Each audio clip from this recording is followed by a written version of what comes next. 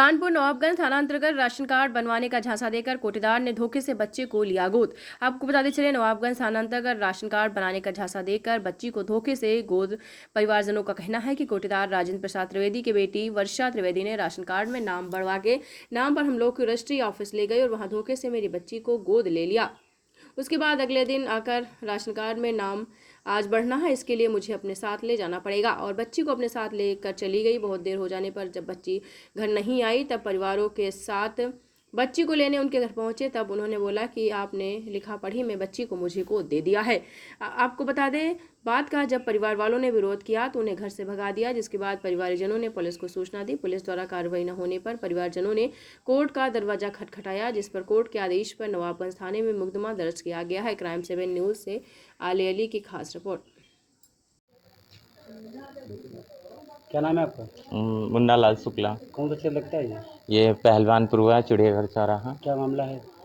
मामला ये है कि इन्होंने राशन का झांसा देकर और क्या नाम है, इन्होंने आधार कार्ड बनवाने के लिए बिटिया को ले गई और फिर इन्होंने बिटिया को हजम कर लिया। फिर ये कह रही कि अब हमने तुमसे लिखा पढ़ी करवा ली है और हम अब तुम्हें अपनी बिटिया देंगे नहीं। रजिस्टर हाँ, कह रही हमने अब तुम्हारा इससे कोई वास्ता नहीं है, अब तुम अपने 3 बच्चे पालो, इसके तुम्हारा कोई वास्ता है। तो हमने कहा ऐसा क्या कर लिया तुमने? तो कह रहे नहीं, हमने तुम्हारी बच्ची को गोदनामा लिखवा लिया तुमसे। तो आपको नहीं पता? और तुम हमें ये पता ही नहीं। हम अगर ये चीज़ पता होती तो हम क्यों लिखते बस। और हमें कुछ ज़्यादा वो भी नहीं, पढ़ाई लिखाई की वजह से भी हम चौकीदारी करते हैं, वो भी पढ़ने लिखने का ज़्यादा उसमें काम रहता नहीं है।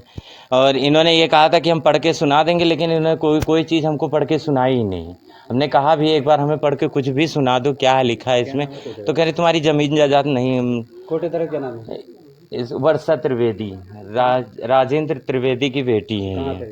ये उजियारीपुरवा के पीछे है इसका कोटा, ये नवाबगंज में। आप लोग कब मालूम पड़ा कि लड़के की जमीन?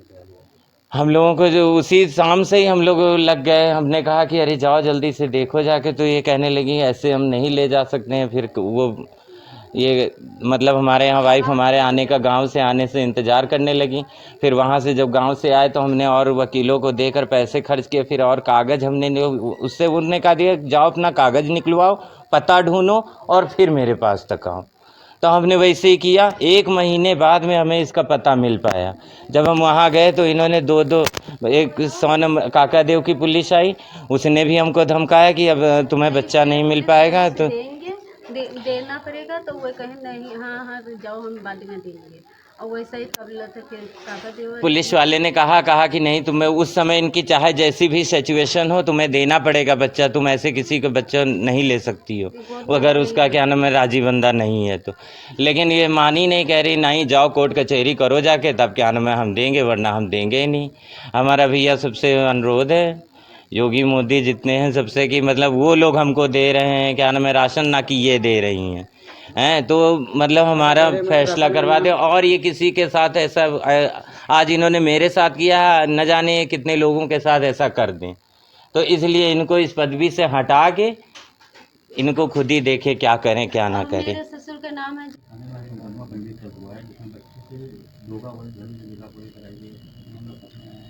देखिए, एक प्रकरण प्रकाश में आया है और नवाबगंज थाने का, जिसमें माननीय न्यायालय के आदेश पे एक मुकदमा भी दर्ज हुआ है। इसमें एक पक्ष का आरोप है कि उनकी बच्ची के नाम पे फर्जी एक रजिस्ट्री करा दी गई और फर्जी एक गोदनामा के आरोप लगाए हैं उन्होंने दूसरे पक्ष पे। दूसरे पक्ष ने अभी तक इस आरोप को डिनाई किया है। उन्होंने बताया कि गोदनामा सही किया है, रजिस्ट्री के बारे में जाँच की जा रही है। इसकी निष्पक्ष जांच कराने के लिए हमने जो एसीपी कर्नलगंज है उनको ये इसको दिया है पूरे मैटर को।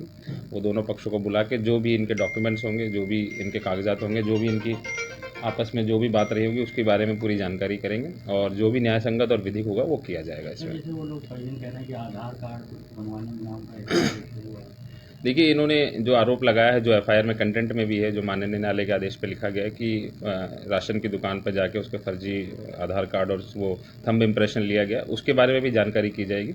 और जो शॉप है वहाँ पे भी जाके देखा जाएगा कि इस प्रकार हुई है कि नहीं। हमें पूरा जो आरोप जो कंटेनर में लिखवाई कर ले सारी चीज़ों को, उसके बाद ही अगर इसमें किसी और का भी कोई लापरवाही या किसी प्रकार का दोष निकल के आएगा तो उस पर भी कार्रवाई की जाएगी।